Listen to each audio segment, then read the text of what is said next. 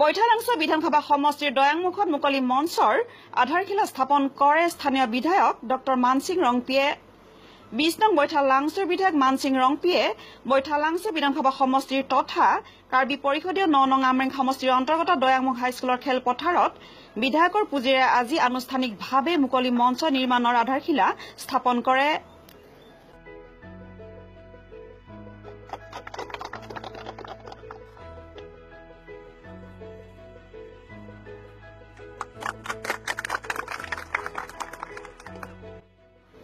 উল্লেখ্য যে 10 লাখ টকা ব্যয় সাপেক্ষে নিৰ্মাণ সম্পূৰ্ণ হ'বলগীয়া এই কাম ৰূপায়ণ কৰিব ৰংখাং উন্নয়ন খণ্ডই। মন কৰিবলগীয়া কথা যে মুখ্য কাৰ্যবাহীগৰাকীয়ে সৰু এটা আঁচনিৰ আধাৰশিলা স্থাপন কৰিলে বা অনুষ্ঠান পাতিলে সেই অনুষ্ঠানত সকলো পৰিষদীয় সদস্যকে আদি কৰি বিধায়ক নেতা পালি নেতা বিষয়া আমোলাৰ যি যথেষ্ট ভিৰ দেখিবলৈ পোৱা যায়। বিপৰীতে কিন্তু ইতিমধ্যে বিধায়কে স্থাপন কৰা আধাৰশিলা স্থাপন অনুষ্ঠানত সম্পূৰ্ণ ইয়াৰ বিপৰীত ছবিহে দেখিবলৈ পোৱা গৈছে। গুৰুত্বপূৰ্ণ যে আজি বিধায়ক ডক্টৰ মানসিং ৰংপিৰ অনুষ্ঠানত সঁচাকৈ তেনে কোনো বিশিষ্ট লোক নেতা পালি নেতা বিষয়া আমোলাৰ চেহেৰা দেখিবলৈ পোৱা নগ'ল।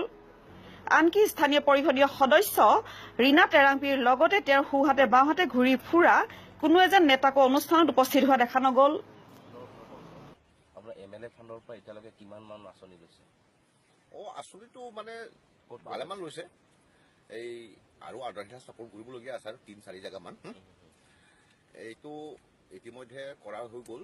এই আমাৰ ইয়াত খেৰণি ইয়াতে তাতে এই মাৰ্কেট ডিপাৰ্টমেণ্টৰ পৰা ইমপ্লিমেণ্ট কৰিব।